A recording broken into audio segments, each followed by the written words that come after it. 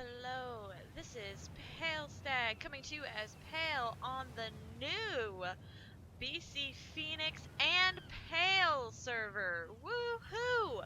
Alright, so we are setting this server up to be a PvP environment, friendly, organized, etc., for some of our bloodthirsty friends, myself included. Basically, the idea behind this is that Phoenix, and myself will both be admins, and we will be in an admin war. So basically, I will only fight his tribe, and he will only fight my tribe. We will not get involved in other players' tribes. That will be their business. The only time we will get involved is when rules are broken or to maintain order or solve conflict, as an admin's job is.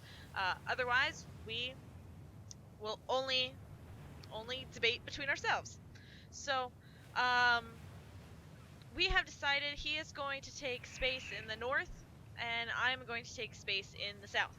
So we just got this started, so I figured I would make this video as a fun woohoo, here we go. Anyway, so I'm gonna go ahead and work on getting established. I gotta figure out where I want to live. I don't know yet. And I will get back to you guys in just a little while. Okay, so I'm back. I've been working. I've built my home, or a sorta home. I don't know if I'm actually gonna stay here as a main base or if this is just gonna be a fun little place. But the primary thing I'm going to focus on in the immediate moment is the Small Dragons mod just updated, and we've got some really cool stuff. So I'm gonna take this guy out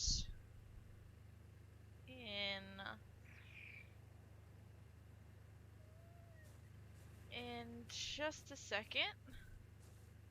There was something else I wanted to do before I left. I can't remember what it was. Anyway, but yeah, I'll come back to this stuff. For now, the new update for the dragons just came out, and it's pretty exciting. It's really exciting, but it's also a really big teaser. So fun stuff. Some of the stuff includes being able to carry things now. A specific animation for that.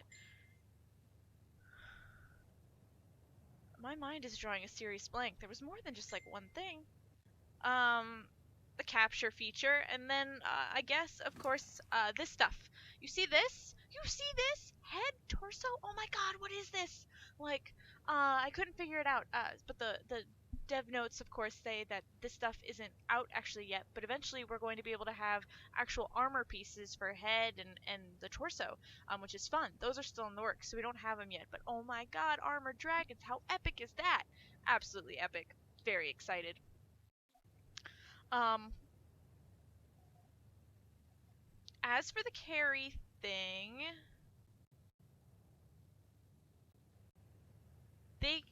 I was playing around with it a little bit earlier, and they can carry pretty much everything, except Bronto, of course, and those sheep things.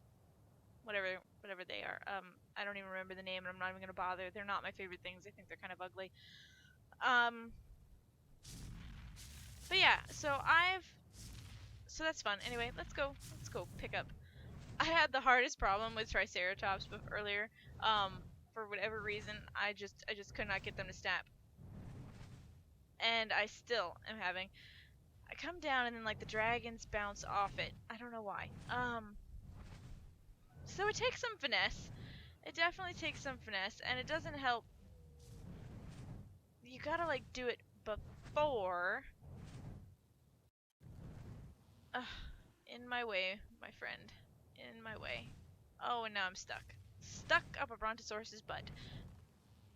Anyway, so let's try this again. Let's get out of here and come back and line it up. Turning radius is still awful. Wish that was a little bit better, but so be it. Okay, so let's see about now. Nope, still missed it. How about now? Oh, I'm gonna be too. Oh, nope, there we go. We got it. So basically, when you pick something up, you have to get it so that you're a little bit in front of it, and when the dragon sweeps forward, its rear legs touch it. Then it's yours, and you got it. And there we have it. I have a Triceratops by the neck. Woohoo! So you push C to pick stuff up, and you press C to let stuff go. Bye. Bye, Triceratops. It does not work in the water. Don't do it. Some weird stuff happened. I tried to push it, see if I could pick up a megalodon. And when I came back out of the water, I went back to flying, and then I was, all of a sudden, it was like I was swimming again, swimming animations in the air, and I was soaring into oblivion. So I highly do not recommend pushing C at all underwater. There. That's my word of wisdom for the day. As for my little home, I've decided to set up here on what some of you may call Herbivore Island. I like it. It's rather perfect for my designs and needs. It has a nice, relatively easy to secure bay area that was just minimal work to section off and make safe.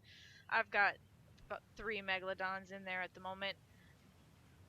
And then of course it has this like inlet, this landy inlet that I've also sectioned off. And the plan I have for that, now that I have baby dinos on the server, is this will be like my hatchery where all the incubators and the nests will go, and then all the little babies will pop out in their own time, and I don't have to worry about them wandering off or dying. The only thing I'm curious about, because I haven't tested, I haven't played with it too much, I'm wondering if you have like herbivores and baby carnivores, if like they grow up while you're away, if they will fight each other. I don't know if it's a separate AI system. It's something I'll definitely have to check, and I'll get back to you guys on. Or you guys can get back to me if you happen to know. That'd be certainly helpful. It'll help save me some time, save some lives. Save a dino's life today. Yeah, okay. And then over here, I was also playing with the rafts, because one of the problems you face when you build on an island, as many of you may come to realize, is that the land dinosaurs don't exactly have easy access back to the mainland. So, I was playing with the boat, and the raft itself, without adding anything onto it, does work. Like T-Rex can sit on it. I didn't try Spinos, but the T-Rex can stand on it. But I put something together to make it a little bit easier on myself. I built this wharf to also make it easier to load and unload. But basically, I put some metal foundations and some metal ceiling tiles on it. Like 8 ceiling tiles, 4 metal foundations just on the side here. So I still have easy access to the rudder, to the raft, and the dinos will sit. I have it perfectly lined up, and that takes some maneuvering. So I'm not moving it yet. We can share that later, but it does work. The dinos will stay where they are as they are on the raft, as long as you're kind of in open water.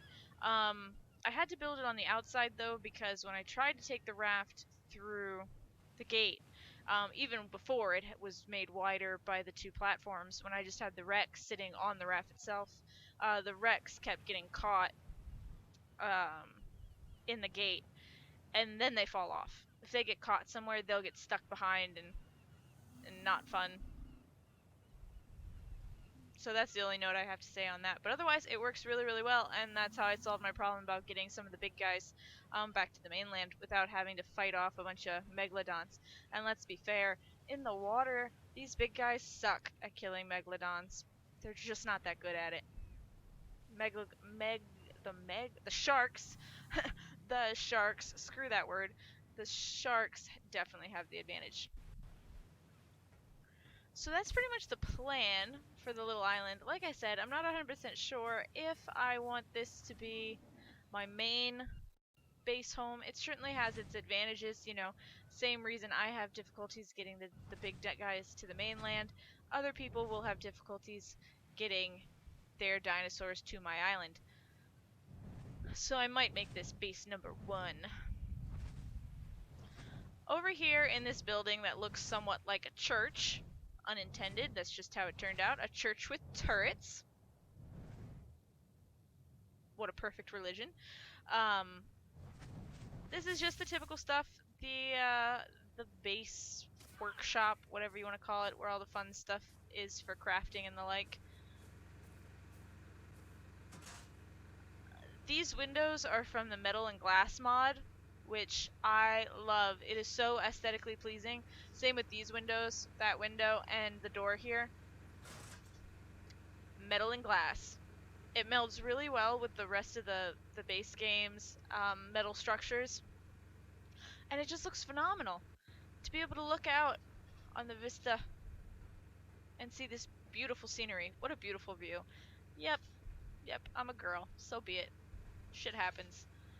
But yeah, fabricator, smithy, etc., etc. That's my home for now. This is what I've been working on.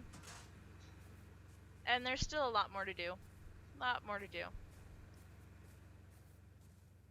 Lot more to do. But okay, less awkward silence. That's it for now, guys.